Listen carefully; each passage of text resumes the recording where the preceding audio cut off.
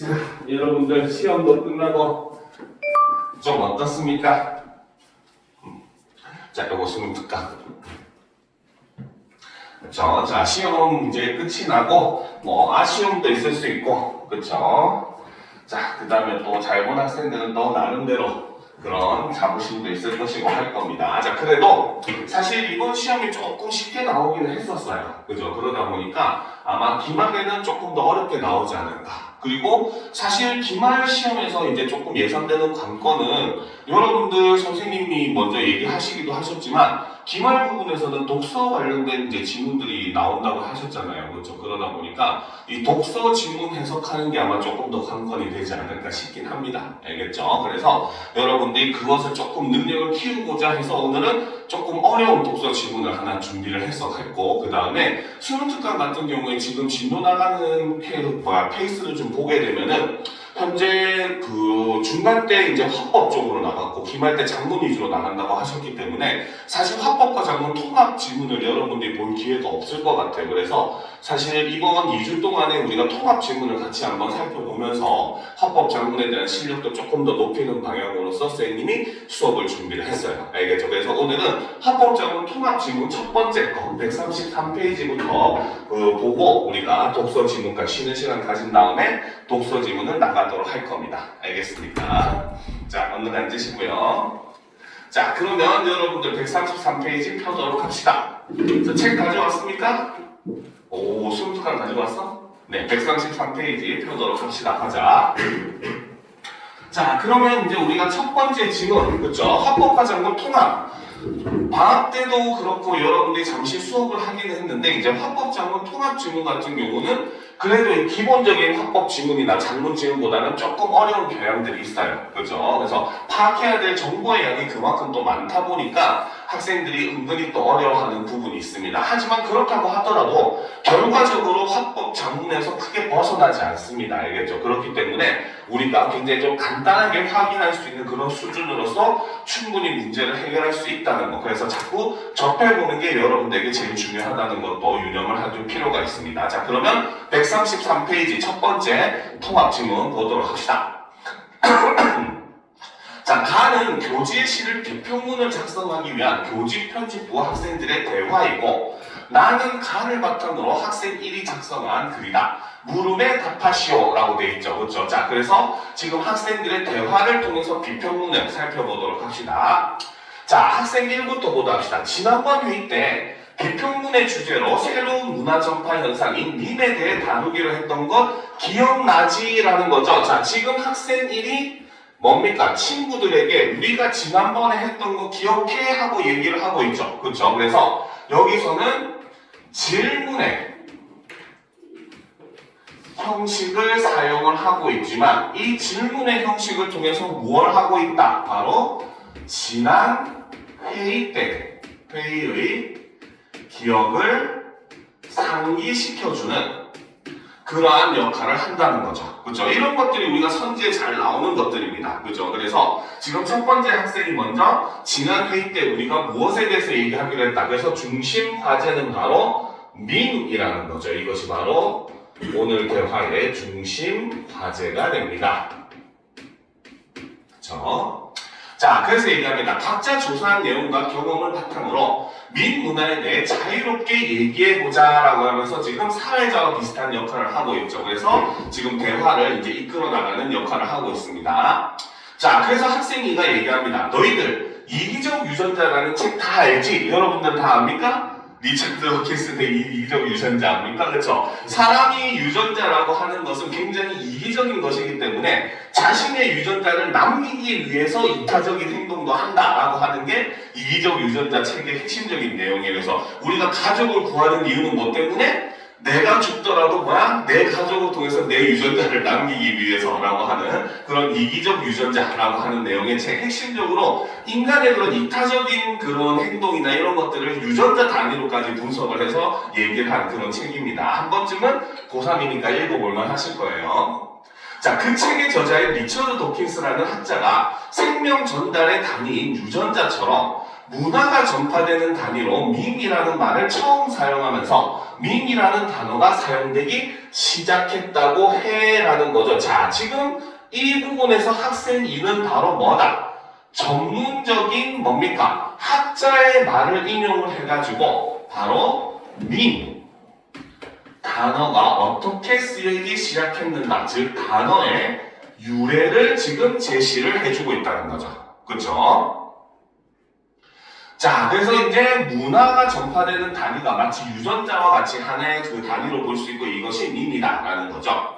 자, 그러니까 이제 학생 3이 얘기합니다. 난 밈이 요즘에 생긴 신조어인 줄 알았는데 갑자기 생긴 말이 아니었구나라는 거죠. 자, 이런 얘기를 한다는 것은 자기가 기존에 알던 지식이 올바르다, 올바르지 않다. 올바르지 않았다는 거죠. 그렇죠? 그래서 지금 이 학생 3은 바로 뭐다? 바로 학생 2의 그렇죠? 말로 인해 그렇죠? 자신의 그렇죠?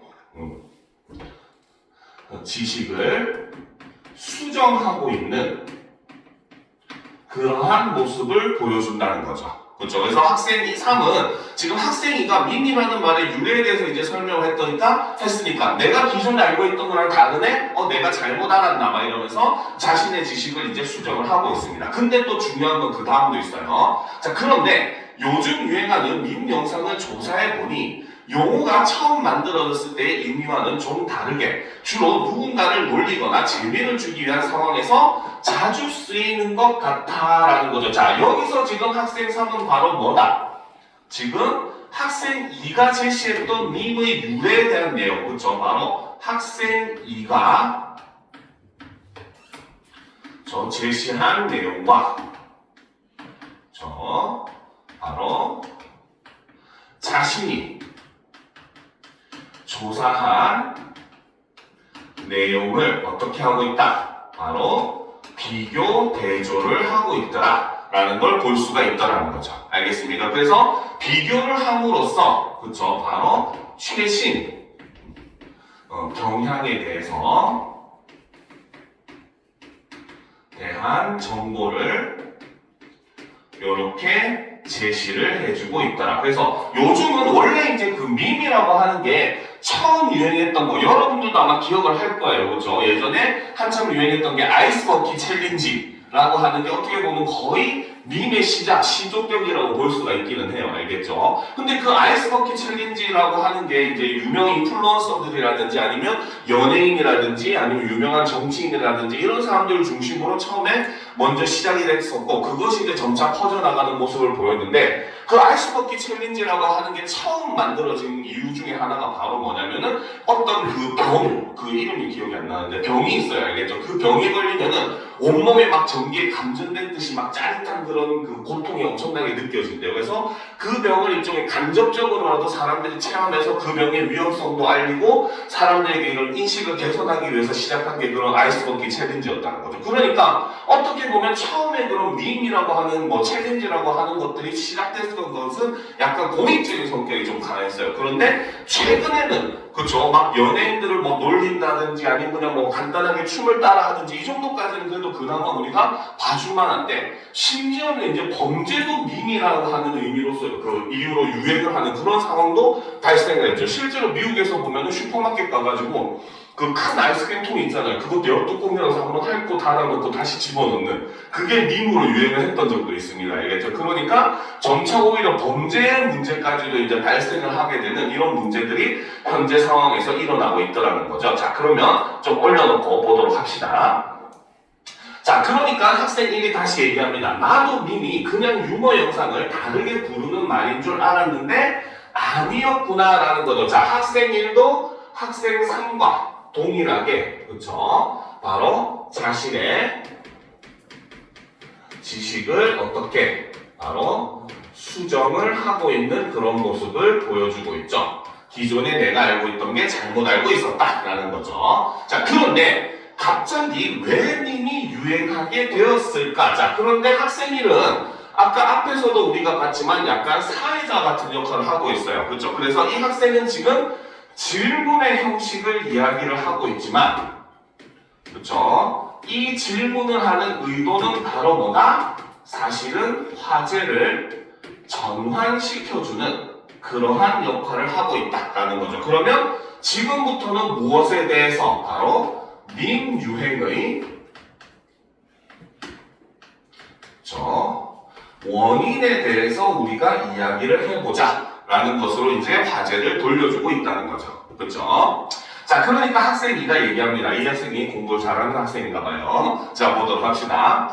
밈의 유행에는 스마트폰이 큰 역할을 하지 않았을까? 자, 학생 2가 제안한 원인은 바로 무엇이다? 스마트폰이라는 거죠. 그렇죠? 그래서 학생 2가 제안한 원인 첫 번째가 되는 거죠. 자, 스마트폰을 통해 다양한 영상을 쉽게 접할 수 있고 공유할 수 있어서 비슷한 맥락에서 사용되는 매체 자료들이 밈이라는 이름으로 유행하게 된 것 같아. 자, 밈이라 불리는 영상들이 기본적으로 웃음을 주고 공감을 불러일으키다 보니 많은 사람이 즐기고 공유하는 것이 아닐까. 또 일상 속 스트레스를 영상을 통해 해소하는 경우도 많은 것 같아. 그래서 학생 3도 자신이 생각하는 원인을 이야기를 하고 있죠. 그래서 원인 두 번째로서 이렇게 제시를 하고 있다는 거죠. 즉 사람들에게 공감을 많이 일으킨다라고 하는 게 두 번째 원인이라는 거죠. 자, 그런데 이제 학생이 다시 얘기합니다. 그렇긴 한데 밈 영상 중에는 불쾌할 정도로 상대방을 조롱하거나 사실을 왜곡하는 경우도 많지 않아라는 거죠. 자, 여기서도 지금 바로 뭐다? 질문의 형식으로 사용을 하고는 있지만 바로 뭐다? 여기서는 밈의 바로 문제점을 이렇게 지적을 하고 있다는 거죠. 그렇죠? 그래서 밈 현상이라고 하는 게 사실 처음에는 좋은 취지로 시작을 했을지 모르겠지만 요즘에는 바로 뭐다? 오히려 불쾌할 정도로 상대를 조롱하거나 사실을 왜곡하거나 혹은 아까 얘기했듯이 오히려 범죄를 밈이라는 걸로 포장해가지고 사람들이 유행처럼 하고 있는 그런 모습, 실제로는 범죄임에도 불구하고 그렇죠? 이런 모습들을 볼 수 있다는 거죠. 자, 학생이가 얘기합니다. 좋아. 지난번에 어떤 정치인을 희화화하는 밈 영상을 봤는데 웃음보다는 불쾌감이 더 느껴졌어. 자, 여기서 지금 학생이는 바로 뭐다? 자신이 정치인을 희화화하는 밈 영상을 보았다라고 얘기를 하고 있죠. 즉, 이 학생이 말하는 방식은 바로 뭐다? 자신의 경험을 근거로 제시를 하고 있다는 거죠. 제시를 하면서 지금 웃음보다는 불쾌감이 더 크게 느껴졌어 라고 이야기를 하면서 무엇이다? 바로 학생 1이 얘기했던 것에 대한 내용에 동의를 하고 있는 모습을 볼 수가 있습니다.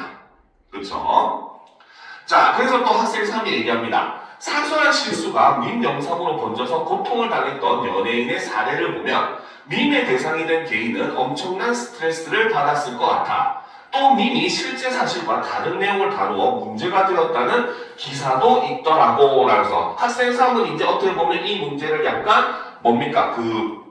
일반화시켜서 지금 얘기를 하는 거죠. 그래서 사소한 실수가 밈 영상으로 번져서 고통을 당했던 연예인의 사례. 그쵸? 그래서 여기서 이 사례를 근거 첫 번째로 들고 있죠.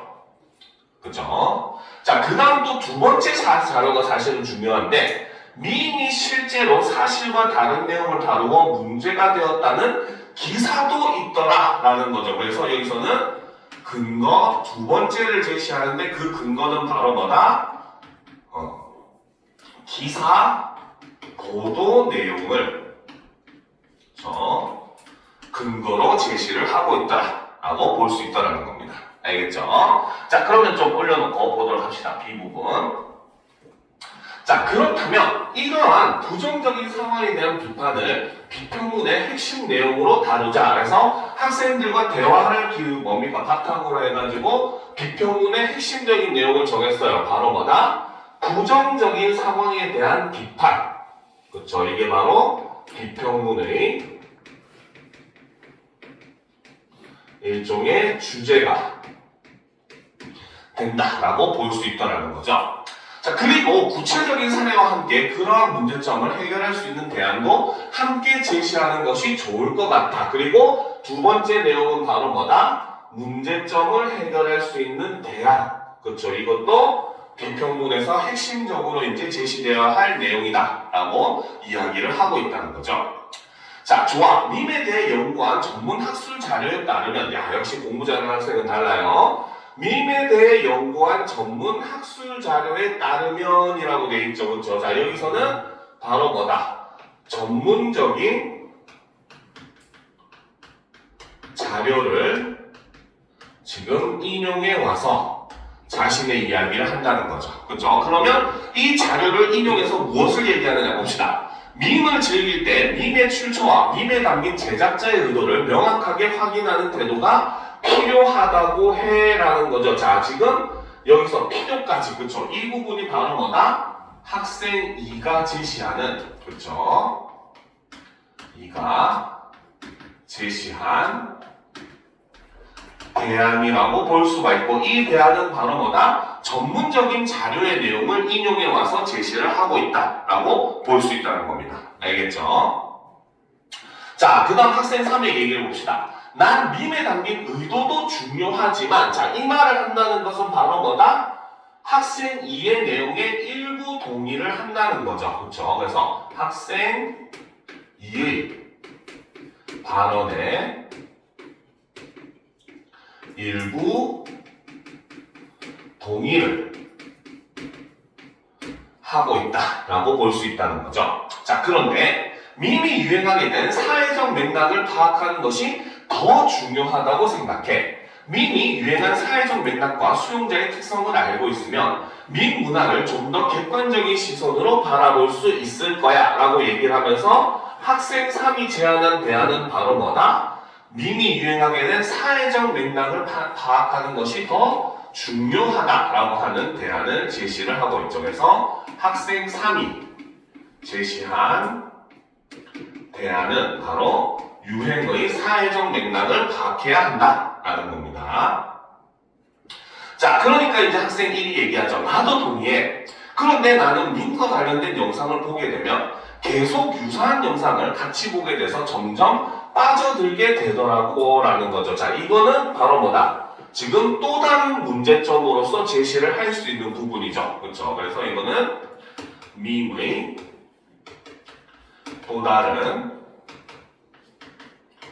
문제점. 즉 문제점으로 따지면 1번, 2번 했을 때 2번이라고 볼 수 있죠. 첫 번째 문제는 바로 뭐다? 사람을 불쾌하게 조롱하거나, 그렇죠? 사실 그 왜곡된 자료가 왜곡된 내용이 밈으로서 유행을 할 수도 있고, 두 번째는 뭡니까? 한 번 보게 되면 계속 빠져든다. 그래서 여러분들도 인스타 보기 시작하면 하루 종일 보고 있잖아요, 그렇죠? 똑같은 내용이죠. 자, 맞아. 그래서 나도 어느 순간 밈 영상을 만든 제작자의 의도대로 편견을 가지게 되는 것 같아 라고 얘기를 하면서 역시 학생 2도 학생 1의 내용에 동의를 하고 있죠. 그렇죠? 그래서 학생 1의 발언에 동의를 하고 있고, 자, 그런데 이제 그 동의로서 이제 제시한 게 바로 뭐다? 나도 어느 순간 이렇게 얘기를 함으로써, 그렇죠? 바로 여기서도 자신의 경험을 근거로 제시를 해주고 있는 이런 모습을 볼 수가 있다는 거죠. 자, 다음 페이지로 넘어갑시다. 자, 그래서 학생 3이 얘기합니다. 그럼 그 부분을 좀 더 자세하게 조사해서 비평문에 반영해보자. 그리고 우리의 생각을 뒷받침할 객관적 자료들을 더 찾아서 설득력 있게 비판했으면 좋겠어 라고 해서 뭡니까? 글의 방향성에 대해서 이렇게 제안을 해주고 있다는 거죠. 좋아. 그럼 너희들이 제시한 의견을 뒷받침한 자료들을 오늘까지 보내줘. 다음 회의 때까지 오늘 나온 의견과 자료에 있는 내용들을 보완해서 비평문을 작성해 볼게 라고 얘기를 하면서 그 대화가 마무리가 됩니다. 자, 그래서 이를 바탕으로 작성된 비평문을 한번 보도록 합시다. 자, 밈이란 영국의 저명한 진화 생물학자 리처드 도키스가 1976년 이기적 유전자라는 책에서 처음 사용한 개념으로 생물학적 정보를 전달하는 단위를 유전자라고 하듯 문화가 전파되는 단위를 밈이라고 정의했다라는 거죠. 자, 여기서는 지금 밈에 대해서 설명을 하는데, 자, 여기서부터 여기까지 개념까지는 바로 뭐다? 아까 학생 2가 얘기했었던 바로 뭡니까? 밈 용어의 유래를 설명을 하고 있고, 자, 요즘 이게 조금 어려워지는 것 중에 하나가 바로 뭐냐면 이 내용이 누가 얘기했는가도 함께 엮어서 여러분들이 생각을 해볼 필요가 있어요. 실제 문제에서도 그렇게 나오는 경우가 많습니다. 자, 그렇기 때문에 요거는 바로 뭐다? 학생 2가 발언을 했었던 그 내용이 여기에 반영이 된 부분이다 라고 볼 수 있다는 거죠. 그죠? 자, 그리고 밈의 개념은 바로 뭐다? 문화가 전파되는 단위가 바로 밈이다 라고 정의를 했다는 거죠. 이게 바로 밈의 개념, 바로 정의의 방식으로서 밈의 개념을 정의를 하고 있다는 거죠. 자, 이때의 밈은 모방성과 복제성, 진화성을 지니고 있으며 이러한 특성을 바탕으로 밈이 문화를 형성하는데 기여한다고 보았다라는 거죠. 마치 유전자 같다는 거죠. 밈도. 알겠습니까? 일종의 하나의 문화지만 마치 생명력을 가진 듯이 사람들이 그거를 모방하고 따라하고 복제해서 또 다른 걸 만들고 그러다 보니 이제 또 새로운 밈으로 진화를 하는 그런 모습을 보여준다는 거죠. 자, 이후 사람들 사이에서 웃음과 공감을 이끌어내기 위해 다양한 매체를 통해 복제 변형되어 전달되는 표현들을 밈이라고 통칭하게 되었으며 조롱이나 풍자를 담은 매체 자료들로까지 의미가 확장되었다라는 거죠. 자, 그래서 이 부분에서는 바로 뭐다? 밈이라는, 그쵸? 단어의 의미 변화 과정을 이렇게 설명을 해주고 있다는 거죠. 그래서 밈이라고 하는 게 단순하게 예전처럼 그것만 나타내는 것이 아니라 점점 그 의미가 변화를 하고 확장되고 있더라라는 걸 첫 번째 문단에서 제시를 해주고 있습니다. 그래서 첫 번째 문단에서는 말 그대로 밈이라고 하는 용어에 대해서 설명을 하는데 많은 할애를 했었던 그런 문단이라고 볼 수가 있어요. 자, 두 번째 문단을 봅시다. 최근에는 많은 사람이 하나의 밈으로 자신의 상황을 손쉽게 전달하거나 그날의 감정을 해소하는 용도로 밈을 활용하고 있다. 사소한 밈 하나로 웃음이 터져 스트레스가 해소되기도 하고 그러한 밈이 친구들과 대화를 이어주는 매개체 역할을 하기도 하는 것이다. 이처럼 변화된 매체 환경 속에서 밈이 스트레스 해소와 관계 형성에 큰 역할을 하고 있다는 점에서 밈은 스마트 기기의 발달과 함께 등장한 새로운 형태의 의사소통 현상으로 볼 수 있다라는 거죠. 그래서 이 부분에서는 바로 뭐다? 밈의 긍정적인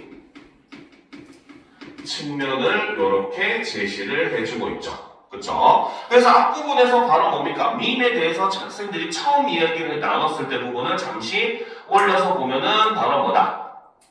그쵸? 자, 여기서 보면은 학생 2가 역시 스마트폰을 통해 다양한 영상을 공유한다라고 했었고 학생 3이 웃음을 주고 공감을 불러일으킨다라고 얘기를 했었죠. 그쵸? 그래서 이 부분에 대한 내용은 바로 뭐다? 학생 3이 이야기했던 그 내용이 반영된 그쵸? 그런 부분이다 라고 볼 수 있다는 거죠. 그래서 이거는 바로 학생 3의 그쵸? 발언의 내용이 반영이 된 그런 부분이다 라고 볼 수 있습니다. 자, 이렇듯 밈이라 불리는 매체 자료들이 유행하는 첫 번째 이유는 변화된 디지털 환경 때문이다. 자, 그래서 첫 번째 이유는 바로 뭐다? 변화된 디지털 환경이다. 그렇죠? 이게 바로 밈 유행의 원인 첫 번째로 제시된 것이고 이것은 바로 뭐다? 학생 2가 그렇죠? 제시했었던 내용이죠. 학생 2는 스마트폰으로 이제 지칭해서 얘기를 했지만 이거를 조금 더 일반화시켜서 디지털 환경이라고 하는 일반화시킨 그런 용어를 사용하고 있죠. 자, 스마트폰을 통해 장소나 시간에 구애받지 않고 밈에 접근할 수 있다는 점과 재밌는 밈은 바로 저장하거나 공유할 수 있다는 점에서 밈은 화제가 되는 속도가 매우 빠르다. 다음으로 사회적 연결 욕구에 따라서 밈이 유행하는 것으로도 볼 수 있다. 이게 바로 밈 유행의 원인 두 번째라고 볼 수가 있고, 그죠? 자, 이거는 바로 뭐다? 아까 얘기했었던 학생 3회 그쵸? 3이 제시를 했었던 이런 내용과 연관이 있는 것이죠. 자, 밈 영상을 보면 밈과 유사한 상황에 처한 사람들끼리 공감대를 형성하거나 유대감을 느낄 수도 있기 때문이다 라고 얘기를 하면서 요 세 번째 문장에서는 바로 뭐다? 밈 유행의 원인에 대한 내용이 이렇게 제시가 되고 있고, 앞부분에서 A 부분에서 그쵸, 학생들이 대화를 했었던 바로 그 지점의 내용들이 이렇게 제시가 된 겁니다. 알겠죠? 자, 그런데 이제 내용을 봅시다. 하지만, 자, 하지만이라고 하는 건 앞의 내용과 뒤의 내용이 반대로 이어진다고 볼 수가 있겠죠. 자, 하지만 최근 땡땡 연구소에서 조사한 설문조사 결과에 따르면, 자, 여기서 보면 지금 바로 뭐다? 최근 땡땡 연구소에서 조사한 설문조사 결과를 가지고 왔었죠. 그렇죠? 그래서 여기서는 바로 뭐다? 전문적인 자료를 인용한 부분, 첫 번째라고 볼 수가 있습니다. 그렇죠? 자, 이 부분에 대한 내용, 전문적인 자료를 인용하자라고 제안한 학생이 바로 뭐다? 마지막에 학생 3이죠. 객관적인 자료를 가지고 와서 이제 인용을 하면 훨씬 더 설득력을 높일 수 있겠다라고 얘기한 거죠. 자, 그럼 일단 계속 봅시다. 그래서 자, 결과에 따르면 밈을 접한 경험자의 약 90%가 불쾌감을 느낀 적이 있다고 응답했을 정도로 부정적인 영향력이 점차 커지고 있다. 특히 정치인이나 연예인에 대한 밈은 주로 대상이 되는 인물을 직접적으로 희화화함으로써 잘못된 여론을 형성하는 데 영향을 미치기도 하고 밈의 대상이 된 특정 인물에게 큰 상처를 남기기도 한다. 이러한 과정에서 수용자들은 밈을 공유하며 자신의 의지와 상관없이 조롱이나 희화화에 동참하게 된다. 또한 세무대학교 이땡땡 교수의 밈 문화와 커뮤니케이션에 따르면, 그렇죠, 여기서는 전문적인 자료 인용 두 번째가 되겠죠. 자, 단순한 재미로 만들어진 밈에 과몰입하게 되면 자신도 모르는 사이 확증 편향에 빠져 객관적인 판단을 하지 못하게 될 수도 있다고 한다. 자, 그래서 이 네 번째 문단에서는 바로 뭐다? 밈 유행의, 그렇죠, 유행의 문제점, 즉 부정적인 측면을 제시를 하고 있는 부분이고, 이 밈 유행의 문제점을 제시하는 방법이 아까 학생 3이 제안했던 바로 그 내용이죠. 바로 전문적인 자료를 근거로 제시를 함으로써 그의 신뢰성을 높여주고 있고, 이것은 아까 얘기했듯이 학생 3의, 그렇죠, 제안을 수용한 그러한 내용이다 라고 볼 수 있다는 거죠. 알겠습니까? 자, 따라서 밈에 담긴 제작자의 의도와 사회적 맥락에 대해 비판적 안목으로 바라보고 밈을 부정적으로 활용하지 않도록 주의할 필요가 있다라는 거죠. 자, 이 부분이 바로 뭐다? 그렇기 때문에 아까 대화에서 나왔던 바로 뭐다? 바로 밈의 부정적, 그렇죠, 영향에 대한, 그렇죠, 대안이라고 볼 수 있고, 요 내용은 사실 바로 뭡니까? 제작자의 의도를 얘기했었던 사람은 학생 2였고 사회적 맥락을 얘기했었던 사람은 학생 3이었거든요. 알겠죠? 그래서 요 대안의 내용은 바로 뭐다? 학생 2와, 그렇죠, 3의 발언을 이렇게 함께 믹스해서 하나로서 제시를 하고 있는 모습을 볼 수가 있다는 겁니다. 알겠죠? 자, 그럼 계속 봅시다. 밈이 누군가를 조롱하거나 희화화하려는 의도로 만들어졌다면 단순히 웃어넘기며 전파해서는 안 되기 때문이다. 또한 밈이 아주 짧은 시간에 공유되어 퍼진다는 점을 고려했을 때 자칫 잘못하면 밈의 생산자뿐 아니라 수용자까지도 자신도 모르는 사이에 정보를 왜곡하거나 개인에게 상처를 주는데 동참할 수 있기 때문이다. 자, 이 부분이 바로 뭐다? 이렇게 대안을 제시한 근거라고 볼 수 있죠. 이게 바로 대안의 근거라고 볼 수가 있습니다.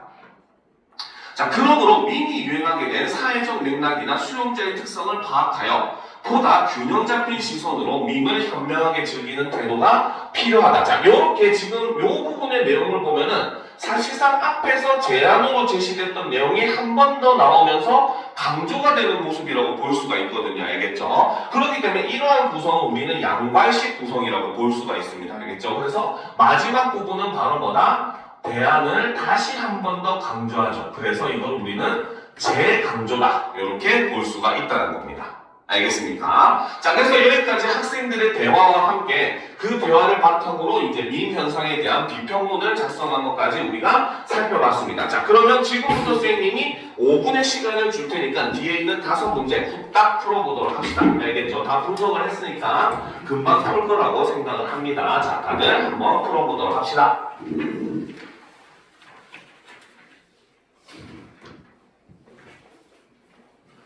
자, 50분의 풀이를 할 거예요.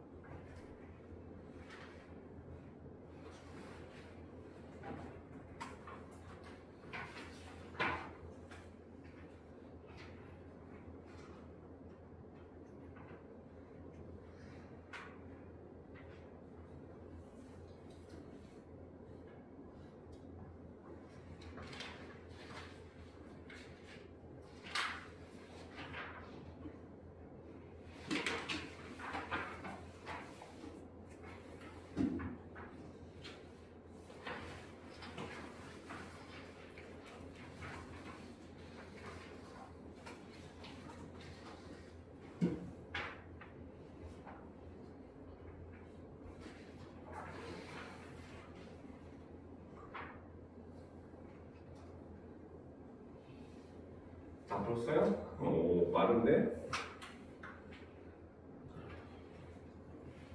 자, 2분 뒤에 채점하도록 할게요.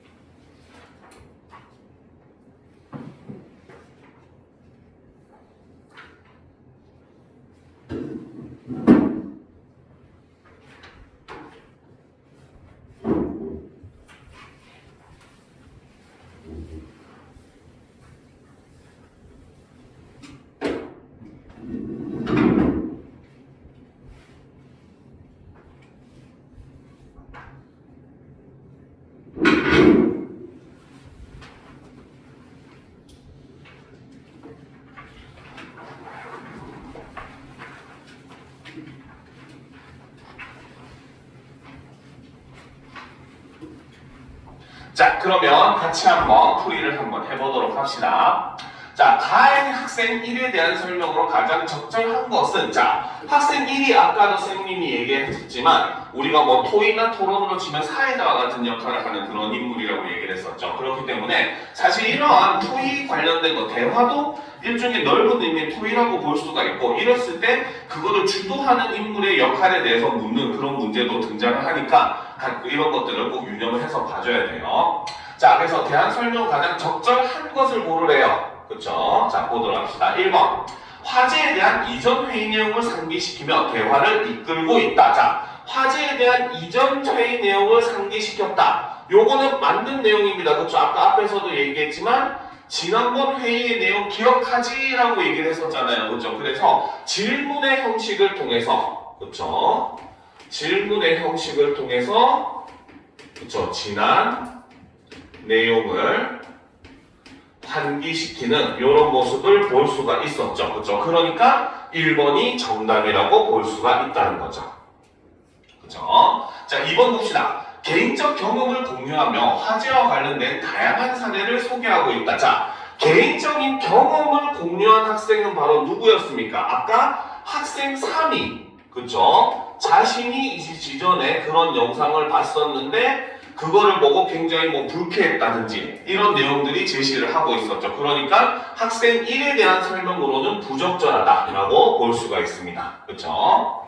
자, 그리고 여기서도 또 문제가 되는 게 다양한 사례라고 이게 성립을 하려면 최소한 사례가 2가지 이상이 나와줘야 돼요. 알겠습니까? 그렇기 때문에 2번은 틀렸다라고 볼 수가 있어요. 자, 3번.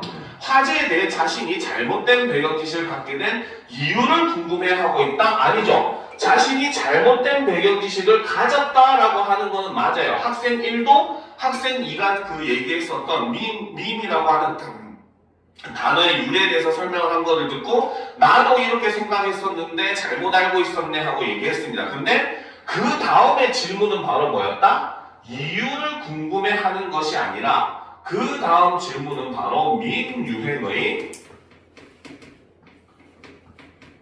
원인에 대해서 이야기를 해보자라고 해서 화제 전환격의 질문을 했기 때문에 차라리 궁금해하고 있다라고 얘기하려면은 밈이 유행하게 된 원인에 대해 궁금해하고 있다. 이렇게 설명하면 차라리 맞다고 볼 수 있다는 거죠. 알겠습니까?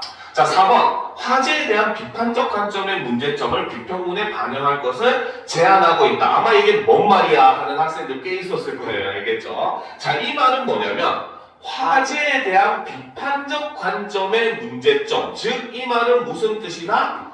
밈 유행에 대한 유행을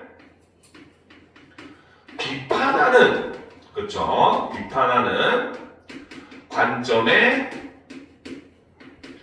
문제점을 지적한다라고 하는 말입니다. 같은 말이에요. 알겠죠? 그런데 지금 이 글의 목적은 바로 뭡니까?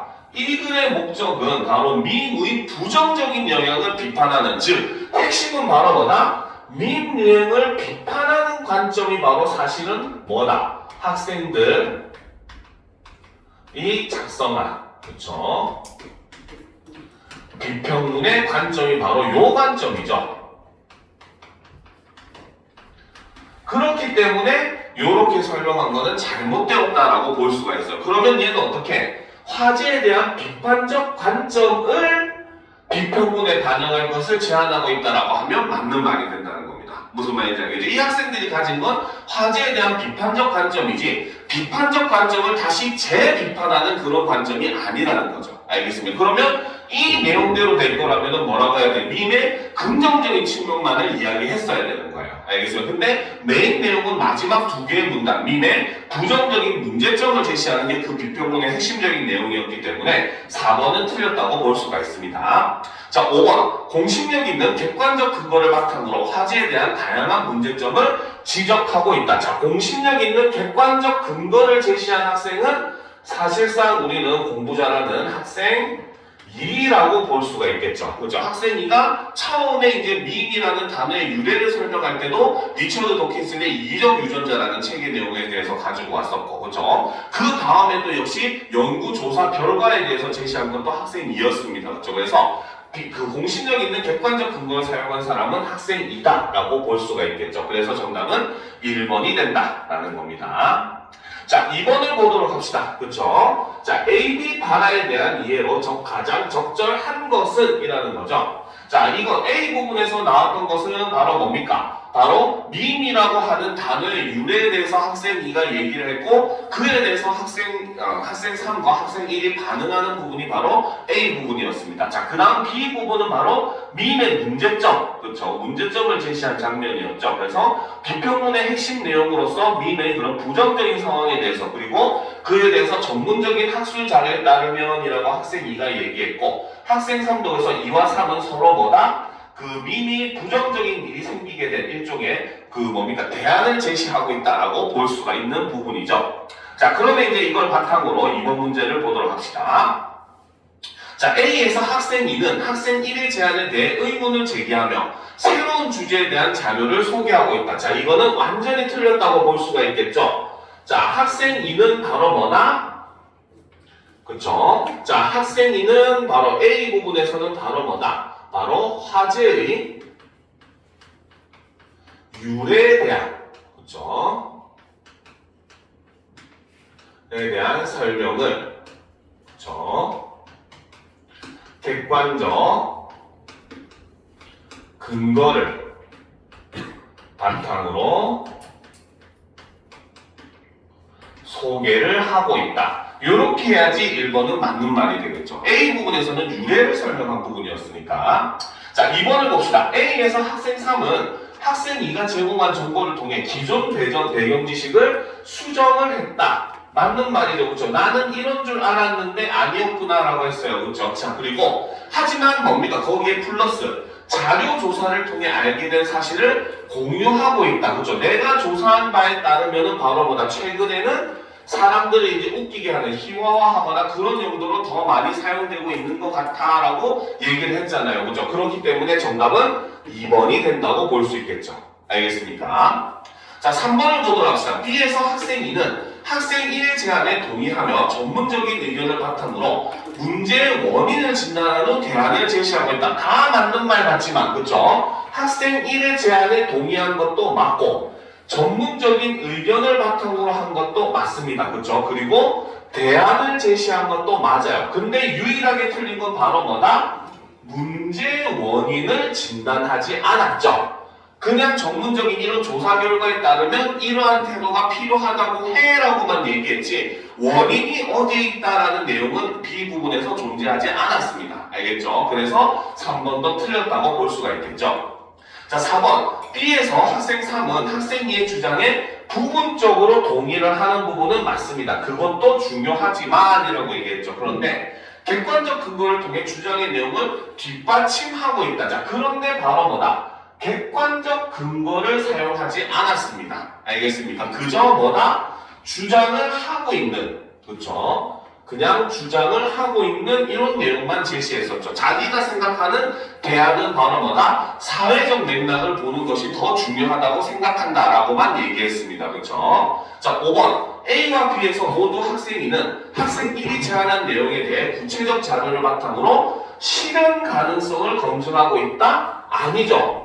구체적인 내용 자료를 바탕으로 그냥 발언하고 있다고 봐야 돼요. 왜? 두 개의 발언이 의도가 완전히 다릅니다. 첫 번째 발언은 그냥 용어를 일종의 유래를 설명을 함으로써 개념을 정의하기 위한 발언이었고 B에서의 발언은 바로 뭐다? 자신이 생각하는 대안을 제시하기 위한 주장을 하기 위한 발언이었기 때문에 두 발언의 성격이 좀 많이 달라요. 알겠죠? 그렇기 때문에 5번도 이렇게 하나로 설명을 할 수는 없는 내용이니까 우리가 틀렸다고 볼 수가 있겠죠. 그래서 정답은 2번이 되는 겁니다. 알겠죠? 자, 그럼 이제 3번 내용으로 넘어가 보도록 합시다. 자, 다음은 가의 대화를 메모한 내용을 바탕으로 나를 작성하기 위해 세운 장문 계획이다. 나에 반영되지 않은 것은 자, 이런 유형의 문제 나오면 선생님이 항상 쉽게 생각하라고 했어요. 바로 뭐다? 내용 일치 문제이다. 그쵸? 라고 볼 수가 있는 거예요. 그쵸? 자, 그렇기 때문에 그냥 말 그대로 나의 내용과 일치하지 않는 걸 고르면 사실 굉장히 여러분들이 부담 없이 쉽게 풀 수 있는 그런 문제입니다. 알겠죠? 자, 첫 번째 대화의 메모 내용 봅시다. 리처드 도킨스라는 학자가 문화가 전파되는 단위로 밈이라는 말을 처음 사용했다. 학생 2가 제시했던 내용이었죠. 자, 그래서 장문 계획에서는 리처드 도킨스의 저서에 제시된 밈의 개념과 특성을 소개했다. 그렇죠? 밈은 세 가지 특성, 모방성, 그렇죠? 그 다음에 복제성, 진화성을 가지고 있다. 이렇게 설명을 했었잖아요. 그렇죠? 그러니까 맞다고 볼 수가 있겠죠. 자, 2번. 스마트폰을 통해 다양한 밈을 쉽게 접할 수 있고 공유할 수 있다. 이것도 역시 학생 2가 제시했었던 원인이었죠. 유행의 원인이었죠. 자, 그래서 장문 계획에서는 밈의 유행 원인은 디지털 환경의 변화와 관련하여 분석한다. 그렇죠? 스마트폰뿐만 아니라 그걸 조금 일반화시켜서 디지털 환경이라는 용어를 사용해서 얘기를 하고 있는 장면이 있었습니다. 자, 3번. 밈이 웃음을 주고 공감을 불러일으켜 스트레스 해소에 도움을 준다. 이거는 학생 3이 제시했었던 밈 유행의 원인이었죠. 그렇죠? 자, 그랬더니 밈의 긍정적 영향을 언급하며 새로운 의사소통 방식으로서 평가한다. 이것도 역시 맞습니다. 그래서 새로운 의사소통 방식으로 떠오르고 있다. 이런 얘기도 있었죠. 자, 4번. 밈 영상 중에는 불쾌할 정도로 상대방을 조롱하거나 사실을 왜곡하는 경우가 많다. 이거는 학생 1이 제시했었던 문제점이었죠. 그렇죠? 그래서 부정적 상황에 대한 제안을 사례에 따라 구분하여 제시한다. 자, 부정적 상황에 대한 대안은 있었어요. 근데 그것이 사례에 따라 구분해서 제시되지는 않았습니다. 그렇죠? 부정적 대안은 마지막에서 두 번째 문단에서 부정적 상황을 전체적으로 그냥 제시했고 마지막 문단에서 바로 뭐였어? 그냥 그에 대한 하나의 대안을 제시를 하고 그 다음에 그거를 이유를 제시한 다음에 재강조하는 그런 모습을 보였기 때문에 사례에 따라서 구분해서 제시한다라고 하는 설명은 틀렸다라고 볼 수가 있겠죠. 그래서 정답은 4번이라고 볼 수가 있는 겁니다. 그렇죠? 자, 5번. 밈에 담긴 제작자의 의도를 확인하고 밈이 유행하게 된 사회적 맥락을 파악해야 된다. 이거는 아까 얘기했듯이 학생 2와 학생 3이 얘기한 내용을 믹스한 내용이었죠. 그렇죠? 자, 그래서 마지막에 밈에 부정적 영향을 줄 수 있는 방안을 제시하여 그를 마무리한다 라는 거죠. 그래서 마지막에 문제점을 제시를 하고 그에 대한 대안을 제시하면서 마무리를 할 수 있는, 그렇죠? 여기서 얘기하는 사실상 밈의 부정적 영향을 줄일 수 있는 방안, 이것이 바로 우리는 대안이라고 봐야 된다는 거죠. 알겠습니까? 자, 그래서 정답은 4번이었죠. 자, 4번 문제는 이제 보도록 합시다. 자, 보기는 비평문을 평가하는 기준이다.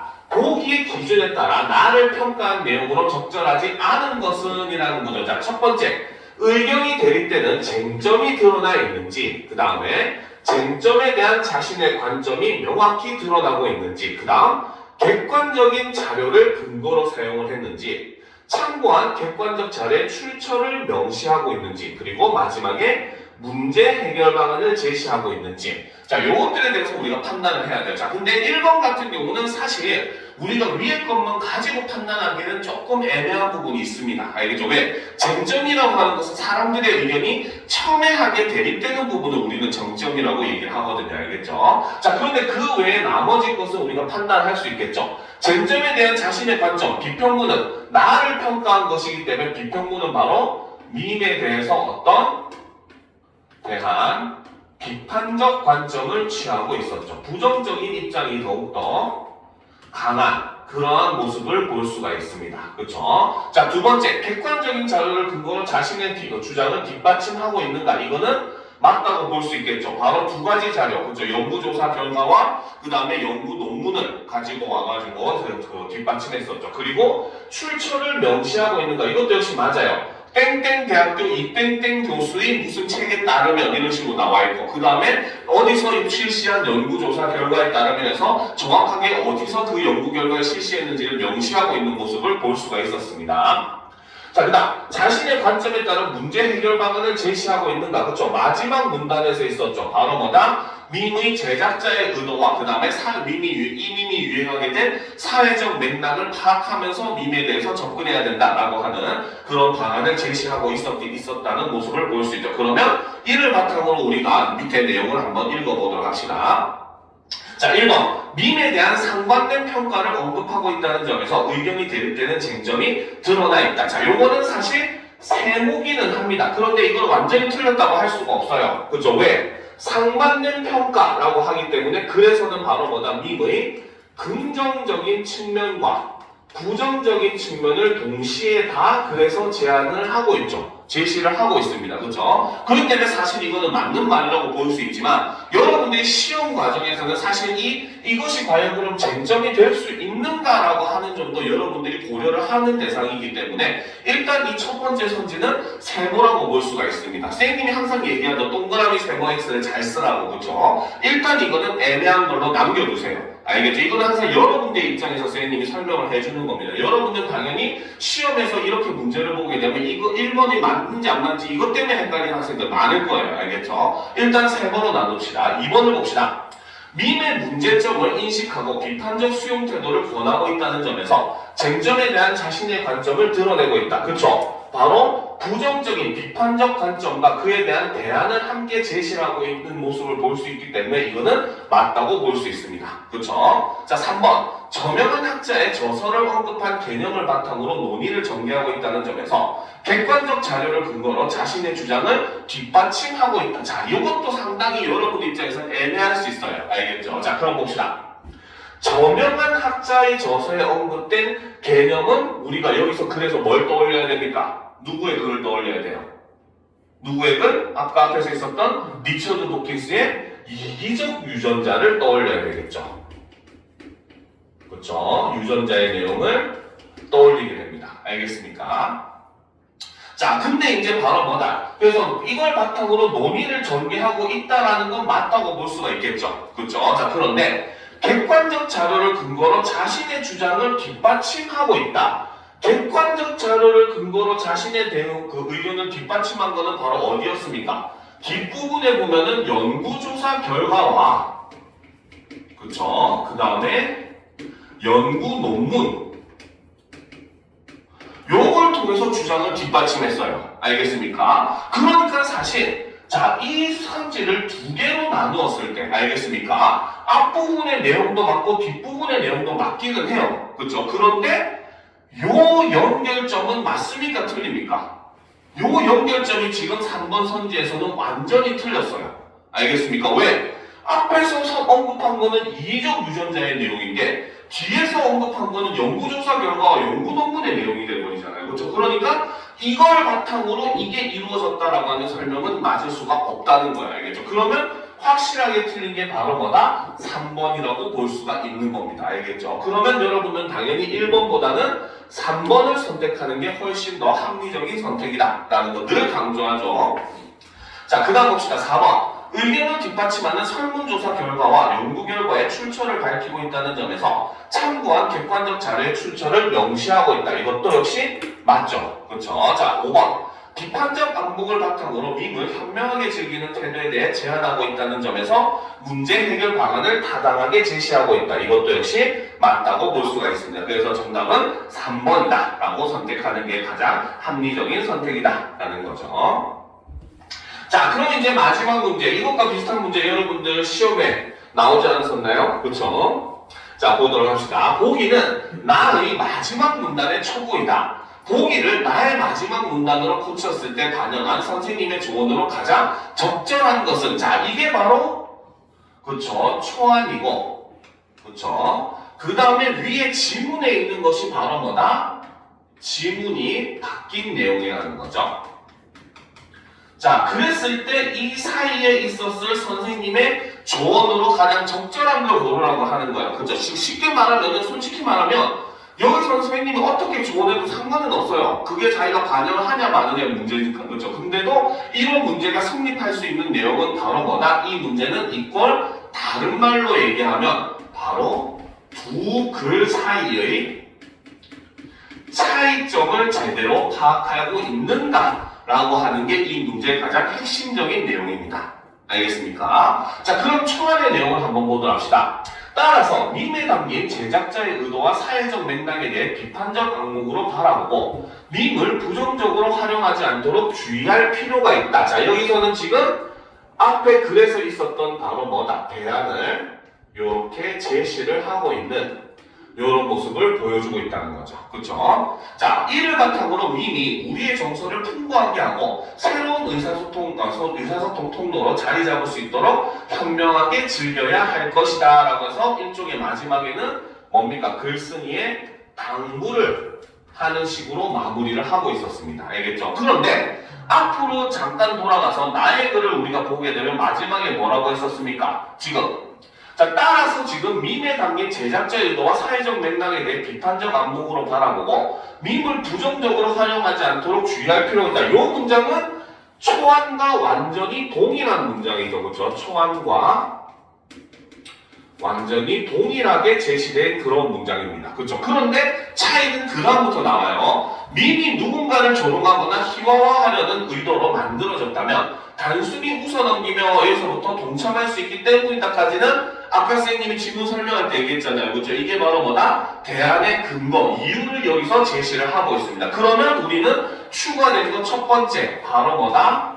대안의 이유를 제시하고 있는 점이 차이점으로서 나타난 거죠. 그렇죠? 자, 그리고 마지막 문장을 보면 그러므로 밈이 유행하게 된 사회적 맥락이나 수용자들의 특성을 파악하여 보다 균형 잡힌 시선으로 밈을 현명하게 즐기는 태도가 필요하다라고 얘기를 하면서 앞부분의 초안에서는 당부성의 말로 끝을 맺었지만 여기서는 마지막에 끝부분이 어떻다? 자신이 주장했던 대안을 어떻게 재강조를 하면서 글을 마무리하고 있는 이 두 가지의 차이점을 우리가 볼 수 있다는 겁니다. 알겠습니까? 자, 그러면 이것만 알고 있으면 여러분들은 선지에서 답을 쉽게 고를 수가 있겠죠. 자, 보도록 합시다.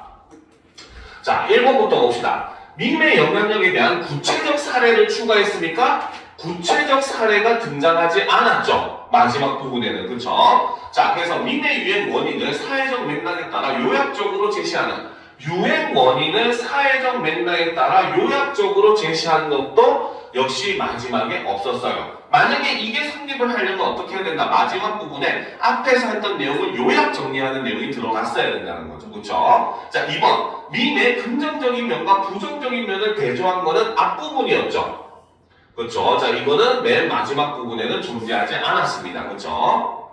그래서 밈을 보다 현명하게 즐길 수 있는 비판적 수용 태도를 강조하면 어떨까? 요거는 이제 마지막에 수용 태도를 강조한다. 요거는 맞다고 볼 수가 있어요. 주장을 재강조한 내용이 이 내용이었으니까. 그죠? 자, 3번 봅시다. 밈을 비판적 관점에서 수용해야 하는 이유를 추가하고, 맞죠? 그죠? 바로 대안의 이유를 제시했죠. 그죠? 그 다음에 밈을 즐기는 바람직한 태도를 강조하면서 마무리를 하면 어떨까? 이것도 마지막에 주장을 재강조하면서 마무리를 했기 때문에 3번이 정답이 된다라고 볼 수가 있다는 거죠. 그렇죠? 자, 4번. 밈의 매체적 특성을 강조하고 사회적 파장을 일으켰던 밈의 사례를 구체적으로 제시하는 것은 여전히 없었죠. 그리고 매체적 특징을 강조한 내용도 사실은 없었습니다. 그죠?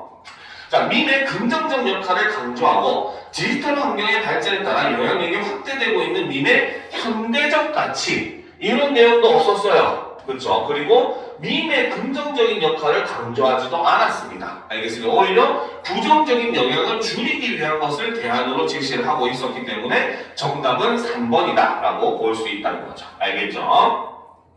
자, 그러면 그 다음 질문 빠르게 우리가 같이 분석을 하고 쉬는 시간을 가지도록 합시다. 알겠죠? 자, 보도록 합시다. 자, 가는 학생회에서 주관한 프로그램에 참여한 학생이 학생회 소식지에 기고한 훅이 있고, 나는 가를 읽은 학생의 학생들이 나눈 대화이다. 물음에 답하시오. 라는 거죠. 자, 보도록 합시다.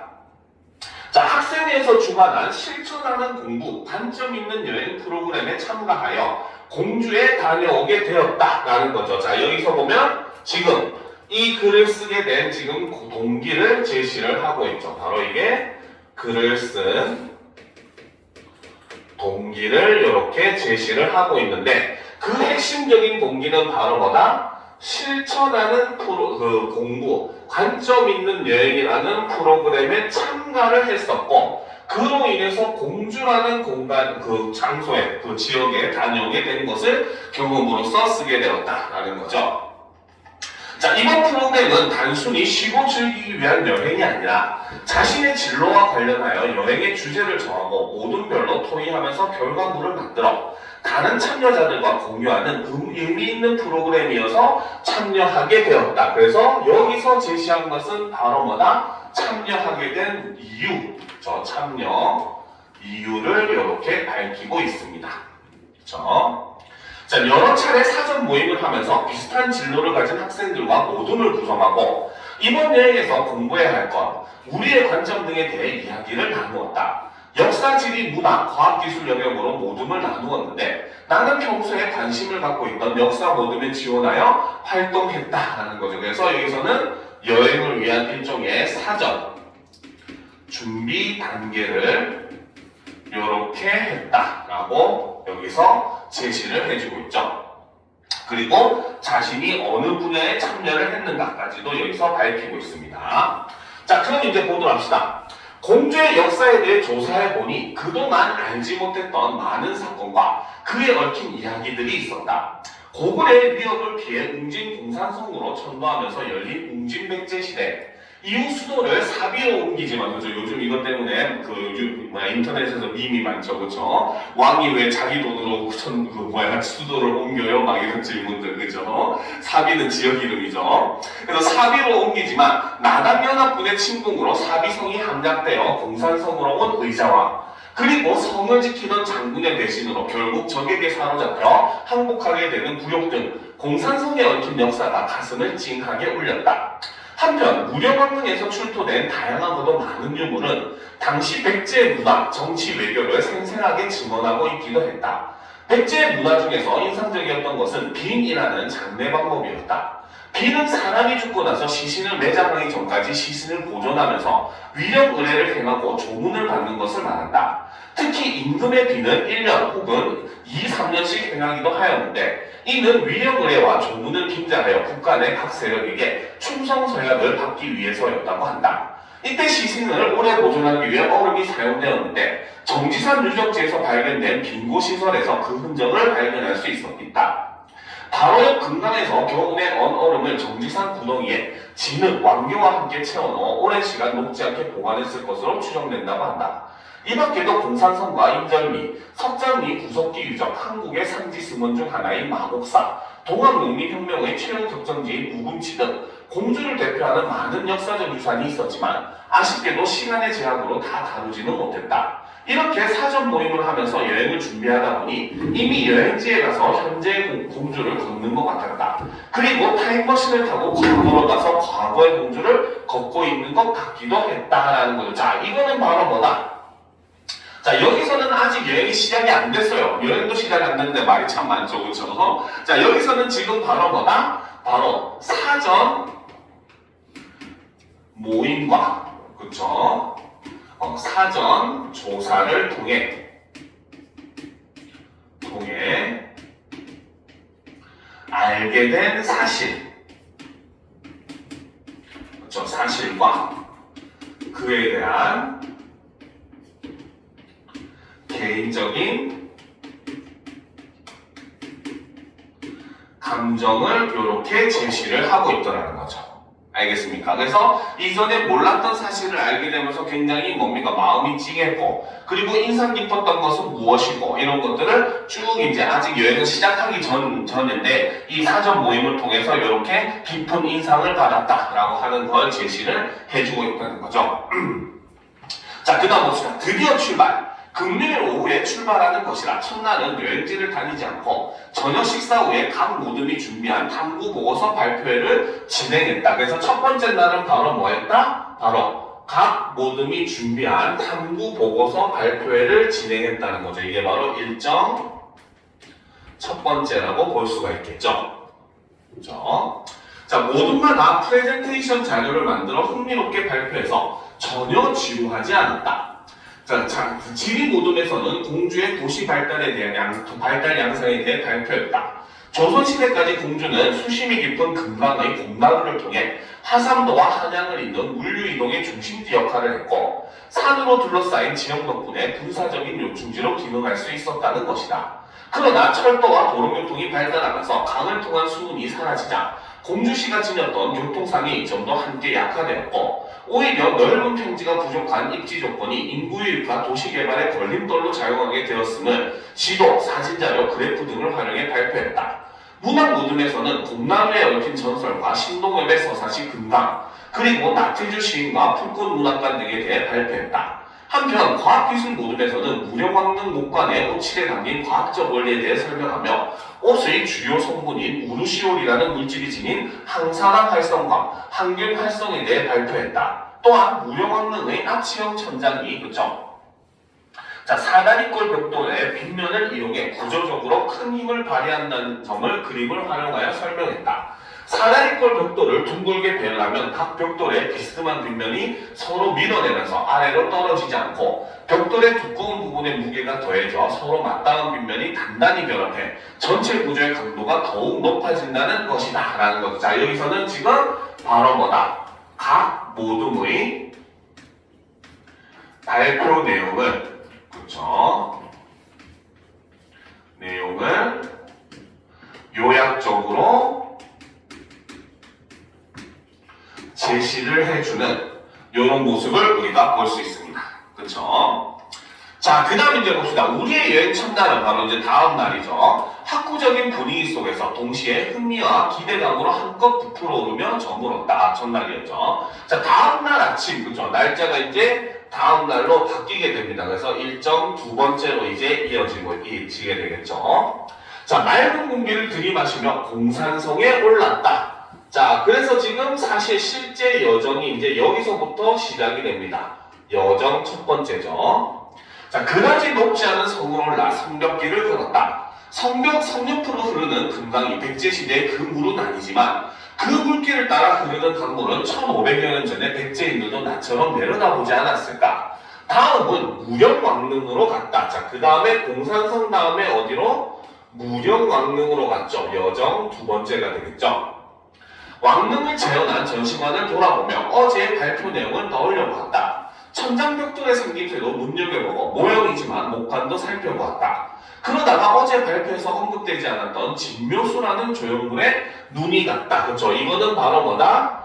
발표에서 없었던, 그쵸? 발표에서 없었던 내용이죠. 그렇죠. 그래서 글쓴이가 그 뭔가 추가로 자기가 관찰하고 쓴 내용이죠. 무덤을 지키는 상상 속의 동물이라고 설명되어 있었다. 뭉툭한 입, 큰 코, 작은 귀, 날개 달린 몸, 쇳불을 지닌 귀여운 모습의 지킴이었다. 점심을 먹은 후 곰나루로 향했다. 자, 그 다음에 여정 세 번째는 바로 곰나루로 이동을 한 거죠. 그렇죠. 자, 악국곰이 인간 남자와 이별한 후 강물에 몸을 던졌다는 곰나루의 전설도 떠올려보고 많은 배가 오고 갔을 과거의 강물과 나루터를 상상해 보기도 했다라는 거죠. 자, 그래서 이 부분에서가 사실 실질적인 여행의 내용이죠. 그렇죠? 그래서 여정, 경문, 감상을 이렇게 제시를 하고 있다는 겁니다. 그렇죠? 자, 이번 여행은 아는 만큼 보인다라는 말이 절로 떠오르는 여행이었다. 프로그램의 제목처럼 머리로만 하는 공부가 아니라 스스로 정보를 찾아보고 토의하며 체험하는 살아있는 배움의 과정이었다. 또한 분명한 관점을 가지고 여행지를 바라보는 동시에 다른 시각을 이해함으로써 자신의 알을 넓히고 깊게 다질 수 있는 시간이었다. 다만 알면 알수록 더 알고 싶어지는 것이 인간의 본성이라 그런지 이번 여행이 공주라는 지역의 전체 윤곽만 살펴본 듯해 아쉬움이 남는다라는 거죠. 그래서 이 부분에서는 바로 뭐다? 프로그램의 장점에 대해서 이렇게 제시를 했는데 마지막 부분은 바로 뭐다? 그래도 이 프로그램에서 바로 뭐다? 아쉬운 점을 제시를 하면서 이렇게 글을 마무리를 하고 있는 이런 모습을 볼 수가 있더라는 거죠. 자, 그래서 이제 이를 바탕으로 학생들이 대화하는 내용으로 이제 넘어가 보도록 합시다. 그렇죠?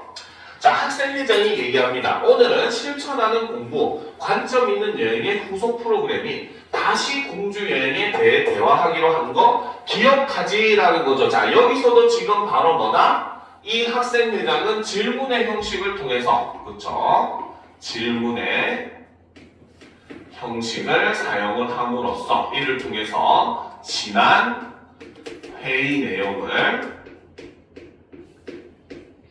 상기시키는 이런 모습을 볼 수 있다는 거죠.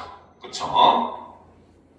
자, 그래서 이제 이 내용의 토의의 주제는 바로 뭐다? 다시 공주 여행, 즉 앞에 있었던 그 프로그램의 후속 프로그램으로서 이제 새로운 프로그램을 만들겠다라는 거죠. 자, 실천하는 공부, 관점 있는 여행 프로그램 후기와 설문조사 결과 분석을 토대로 잘한 점은 계속 이어가고 부족했던 점은 좀 더 보완해서 후속 프로그램을 진행하기로 했잖아. 다들 소식지에 실린 후기랑 설문조사 결과를 살펴보고 온 거지. 그럼 먼저 어떤 부분을 긍정적으로 평가할 수 있는지 얘기해보자. 후기에도 언급된 것처럼 여행을 위한 사전 모임이 의미 있었다고 생각해. 자, 그러면 긍정적인 측면, 그쵸? 적인 면, 첫 번째는 바로 뭐다? 여행을 위한 사전 모임, 이것이 의미가 있었다. 실제로 앞에 후기에서도 이 사전 모임에 대한 내용이 굉장히 많이 실려 있었죠. 그쵸? 자, 이번 여행은 색다른 걸 보고 즐기거나 학교 밖에서 잠시 쉬는 단순한 여행이 아니잖아. 각자 자신의 진로와 연결된 목표를 세우고 그걸 이루기 위해 함께 계획하고 준비하면서 서로 생각을 나누고 확장해 나가는 그런 적극적이고 주체적인 모습이 참가자 모두에게 꽤 인상 깊었던 것 같아.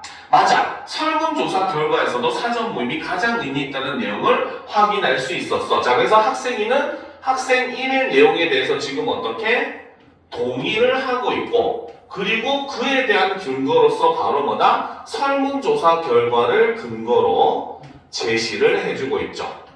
그렇죠?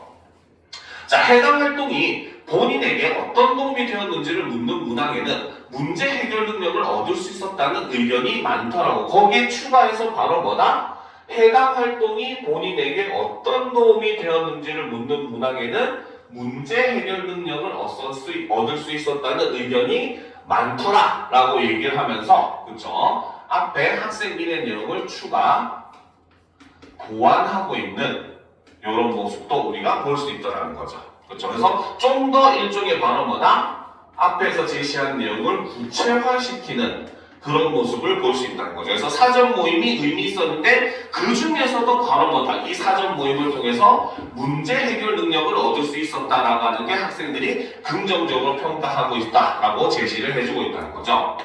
과제를 설정하고 해결 방안을 탐구하고 그것을 직접 수행하면서 주도적으로 활동하는 과정을 거치니까 문제 해결 능력이 신장되었다고 해. 그리고 상황을 바라보면서 그로부터 과제를 도출해낼 수 있는 탐구력도 향상된 것 같다는 의견도 있었어. 그래서 탐구력도 향상된 것 같다는 의견. 그렇죠. 여기서도 역시 마찬가지 앞에 있었던 내용을 어떻게 추가 보완을 하고 있다는 거죠. 그래서 이제 설문조사 결과로 뭐다? 바로 문제 해결 능력이 향상되었는데 구체적으로 봤을 때는 바로 뭐다? 그 중에서도 사전 모임이 가장 의미 있었는데 그 이유로서 구체적인 이유로 첫 번째는 문제 해결 능력, 두 번째는 탐구력, 요것들이 올라서 학생들이 긍정적으로 평가한다라는 걸 구체적으로 제시하고 있죠. 자기 스스로 도출해낸 문제이다 보니 그것을 해결하기 위한 방안도 적극적이고 다양하게 생각해보게 되었다는 반응도 있더라고. 사전 모임 과정도 의미 있었지만 한 자리에 모여 그 결과물을 공유하는 시간도 매우 좋았다. 그쵸? 바로 두 번째는 바로 뭐다? 한 자리에 모여 그 결과물을 공유하는 시간. 이것이 바로 긍정적인 면 두 번째라고 볼 수가 있다는 거죠. 그쵸? 자, 그래서 매우 좋았다는 의견이 있었어. 저런 식으로 바라볼 수도 있구나. 저런 관점도 가능하네. 하나의 사건에 관여하는 영역이 매우 복합적이구나 라는 생각을 했다는 설문조사 결과도 많이 보이더라고. 나 혼자만 하는 공부였다면 또는 우리 모두만 하는 공부였다면 미처 알지 못하고 지나쳤을 여러 영역의 탐구들이 흥미롭고 호기심을 자아내겠다는 반응이 인상적이었어. 자, 그래서 여기까지는 지금 프로그램의 긍정적인 측면을 얘기한 부분이죠. 이제 보도록 합시다. 프로그램의 긍정적인 부분을 얘기하다가 바로 지새우겠는 걸 사전 모임과 공유하는 발표회 등이 프로그램의 제목에서 밝힌 것처럼 스스로 실천하는 공부를 하게 했고 자신의 관점을 바탕으로 사람들의 관점을 이해하고 수용하면서 보다 넓은 암을 가능하게 했다는 것으로 요약할 수 있겠지. 자, 여기서는 친절하게 이걸로 요약할 수 있겠지라고 하지만 실제 여러분 시험 문제에서는 보통 어때? 가능하게 했다는 것이지 이렇게 물어보더라도 역시 바로 뭐야? 앞에서 학생들이 했었던 내용을 요약 정리한다라는 설명으로 같이 할 수가 있어요. 알겠죠? 그래서 이 부분에서는 바로 뭐다? 앞에서 학생들이 제안한 내용들을 어떻게 바로 요약 요약, 정리해주는 이런 모습을 볼 수 있다는 거죠. 자, 그럼 이제 후속 프로그램 진행을 위해 보완해야 할 내용들을 얘기해 볼까? 자, 보완해야 할 내용들. 그렇죠. 지금 이제는 화제를 전환을 하고 있는 거죠. 자, 후기를 보니 이번 여행이 전체적인 윤곽만 살펴본 것 같다 아쉬웠다는 내용이 있더라. 설문조사에서도 비슷한 의견이 나왔어. 사실 이번 여행에서는 공주의 역사, 지리, 문화, 과학기술 영역에 대해 개괄적으로만 훑을 수 있었잖아. 그래서 생각해봤는데 다시 공주 여행에서는 특정 장소나 대상에 주목하여 모든 별로 영역을 나누어 내용을 집중 탐구하면 깊이 있는 체험이 가능할 것 같아 라는 거죠. 그래서 보완책을 첫 번째로 요거를 제시했죠. 그래서 이것이 바로 보완 방법 첫 번째. 이전의 여행에서는 바로 뭐다? 공주시 전체를 대상으로 했기 때문에 너무 수박 겉핥기식으로만 한 것 같다. 차라리 아예 한 분야만 딱 결정을 해가지고 그 분야에 대해서 과학적으로도 보고 문학적으로도 보고 그 다음에 뭡니까? 뭐 또 다른 뭐 역사적으로도 보고 지리적으로도 보는 그렇게 하면은 좀 더 그 부분을 차라리 깊이 다룰 수 있지 않을까라고 보완 방법을 제시한다는 거죠.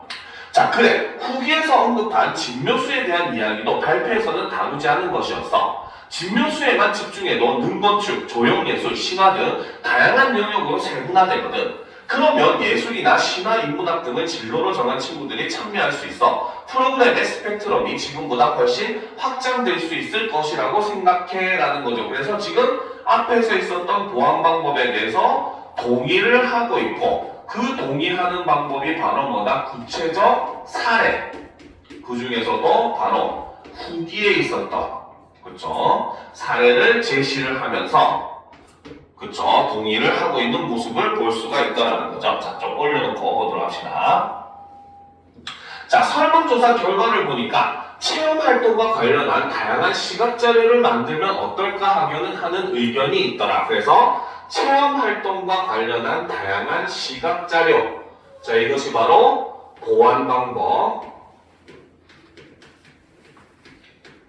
두 번째가 된다는 거죠. 자, 예를 들어 무료왕릉에서는 왕릉 지도를 제작하여 게시물을 만들거나 이미지 파일을 참가자들에게 배부하여 지도를 보면서 왕릉 탐방을 할 수 있게 하는 건 어떨까? 그래서 예를 통해서 이제 바로 뭐다? 예를 통해 그쵸? 방법을 구체화해서 설명하고 있는 이런 모습을 볼 수가 있다는 거죠. 그래, 그런 것도 좋겠다. 사전 모임, 발표회, 탐방 이렇게만 진행되니 조금 단순하기도 하더라고. 탐방지와 관련된 체험활동 프로그램을 개발하는 것도 좋을 것 같다. 자, 보완 방법 세 번째는 바로 뭐다? 탐방지와 관련된 체험활동 프로그램을 개발하자라는 거죠. 가령 풀꽃 문학관에 간다면 백일장을 하거나 시를 필사해보거나 식구로 책갈피를 만들어보는 활동 같은 걸 해보면 좋을 것 같아. 다녀와서 보니 석장리 구석기 축제를 개최하는데 그 행사에서 원시 구이 체험, 구석기 유랑단, 구석기 사냥 체험, 구석기인의 하루 체험 등 다양한 체험 활동을 준비했더라라는 거죠. 자, 여기서는 지금 바로 뭡니까? 다른 축제의, 그쵸? 축제의 사례를, 그쵸? 예를 들어서 설명을 함으로써 자신의 의견을 지금 뒷받침하고 있다는 거죠. 자, 나도 지난 여행을 다녀와서 조사를 하다 보니 공주시 CI라는 게 있더라고. 그쵸? CI는 Corporate Identity의 약어로 원래는 기업의 정체성을 의미한다고 해. 대상을 고유하게 식별해주는 시각적, 미학적 기호로 대상에 대한 이미지, 대상의 목표, 가치관 등을 시각화하는 것이래. 공주시 CI를 조사하는 모둠을 구성하고 자신의 CI를 만들어보는 활동을 하는 것도 의미 있는 것 같다라는 거죠. 그래서 지금 또 다른 이제 활동으로서 하나를 제시를 하는 거죠. 있는 것 같다라고 해서 뭡니까? 추가 활동도 이렇게 제안을 하고 있죠. 자, 경영이나 디자인 등의 진로를 선택한 학생들이 참가할 수 있겠어. 다들 다시 공주여행 프로그램을 위해 여러 가지 제언을 깊이 고민하고 다양한 아이디어를 열심히 준비해온 것 같네. 정리하자면 모둠을 세분화하고 다양화할 것, 그리고 탐방지의 특성과 연계의 체험활동 프로그램을 좀 더 다채롭게 기획해 볼 것 정도로 요약할 수 있겠어 라고 해서 아주 친절하게 나는 지금 여기서 요약하고 있다 라고 얘기를 하고 있죠. 그렇죠? 그래서 회의 내용을 어떻게 요약 정리를 하면서 마무리를 하고 있죠. 자, 그럼 다음 대화에서는 탐방지를 먼저 정해보자. 그래야 해당 공간에 적절한 프로그램도 생각해 볼 수 있으니 각자 어느 공간을 탐방하면 좋을지 조사해 와서 얘기를 나누어 보자 라고 하면서 다음 회의 때 회의할 안건도 제시를 하면서 이야기를 마무리를 하고 있는 모습을 볼 수 있다는 거죠. 알겠습니까? 자, 그러면 지금부터 15분 정도 쉬고 50분에 이어서 가도록 합시다. 알겠죠? 화장실도 다녀오고 잠시 쉬었다 하도록 합시다.